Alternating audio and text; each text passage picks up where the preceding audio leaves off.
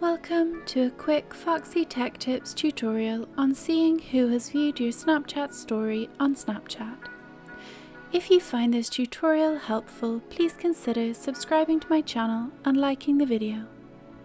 To start, open up the Snapchat app and tap on your story image or profile icon in the top left corner to get to your profile. Tap on your story to open it.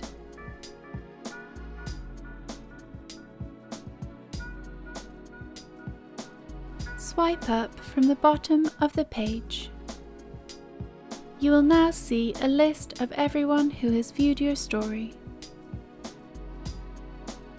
And that draws an end to this short tutorial. Please like the video if you found it helpful and subscribe to Foxy Tech Tips for more Snapchat tips and tricks.